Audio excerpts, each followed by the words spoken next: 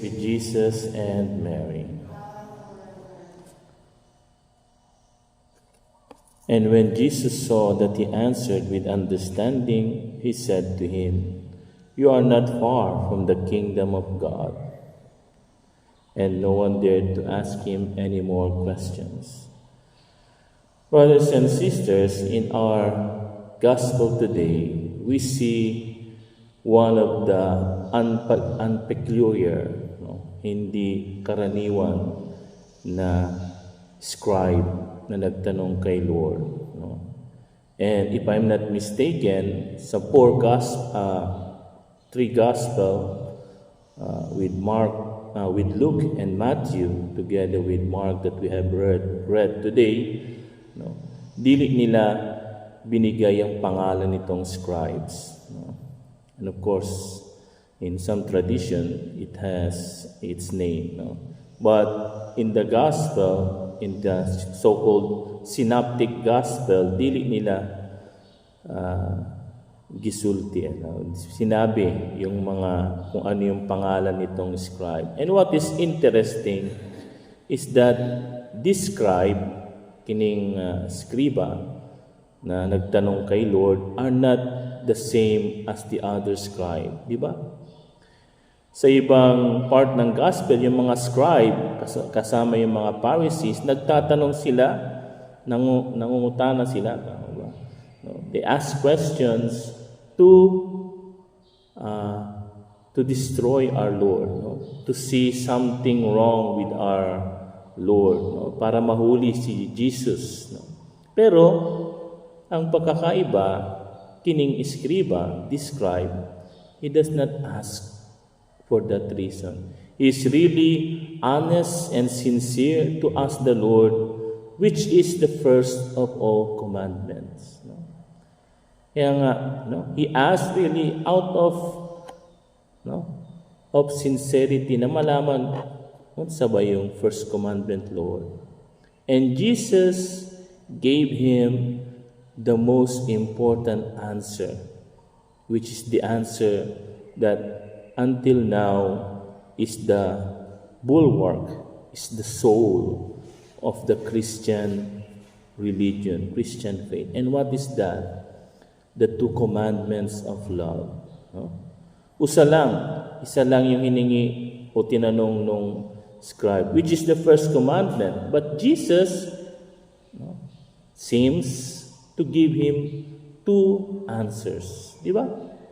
Ano yung isa? "Hear, O Israel, the Lord our God is Lord alone.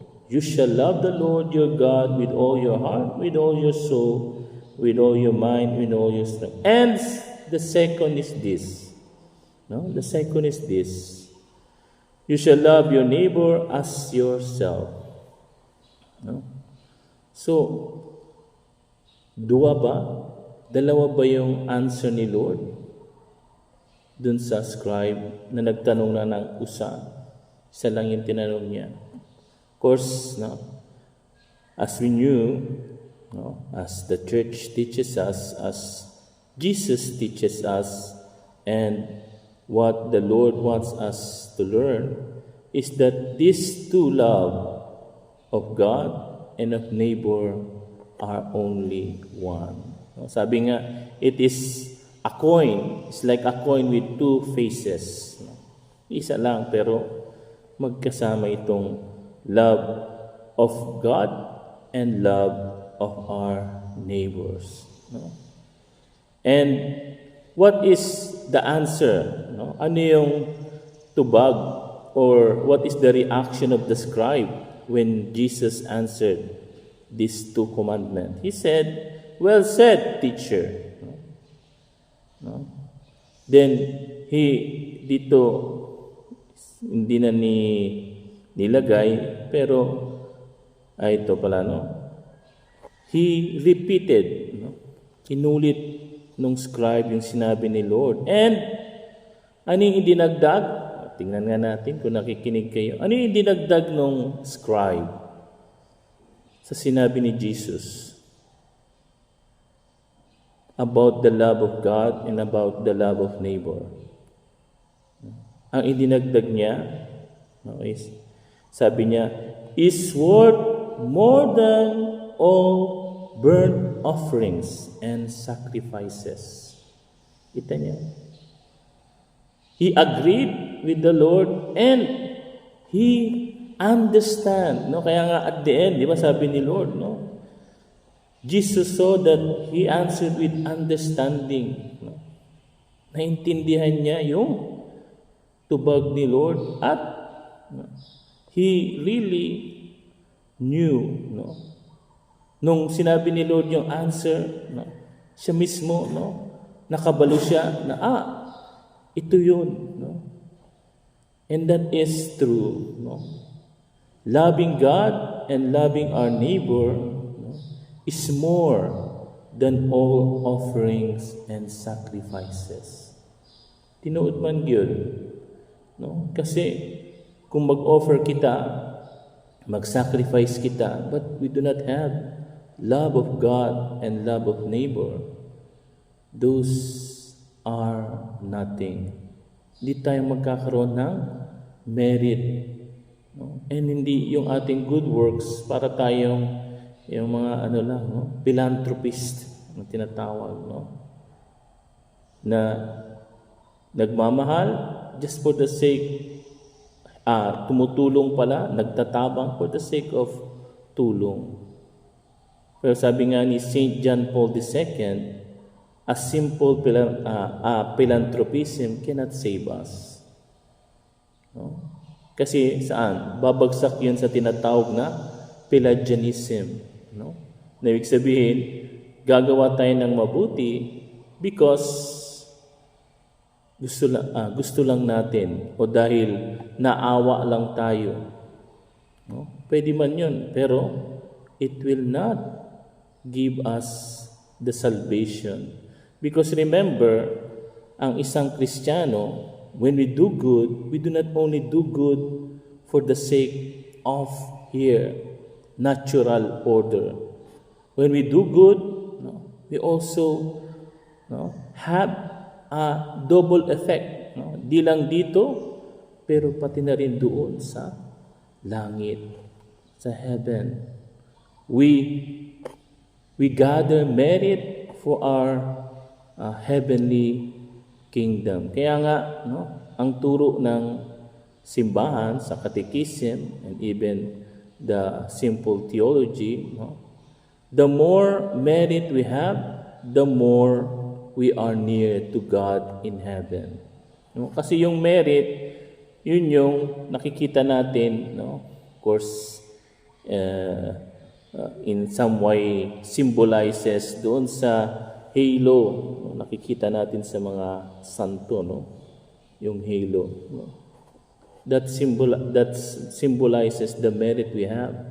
The more merit we have, the more we are to see the vision, no, beatific vision of Jesus, no, because of the merit. Kaya nga importante, no, that we do not forget that this true love of God, no, is never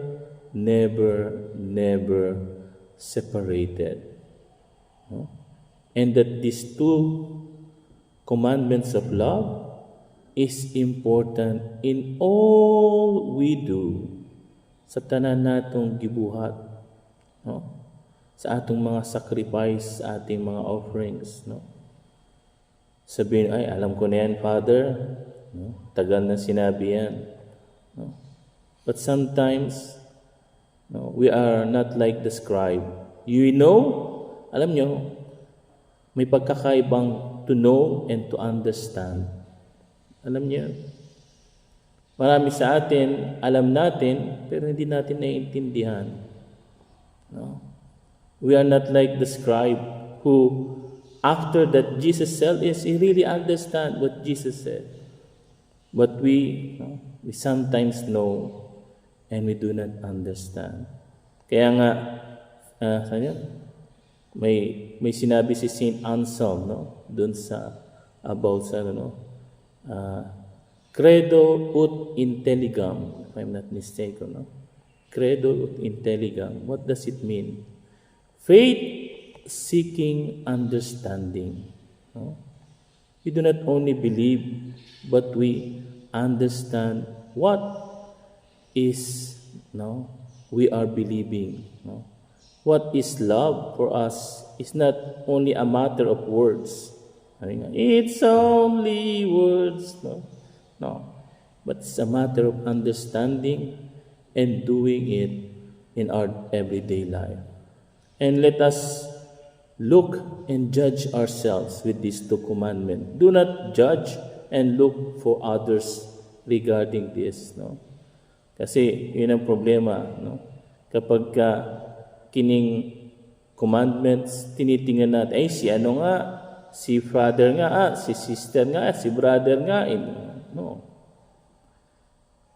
When we have the commandments, not only these two commandments, but the 10 commandments of God, don't look and judge regarding others.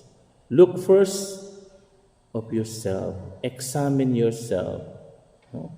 Tanungin mo, ano ba yung nagibo ko og dili dito sa commandments na ito?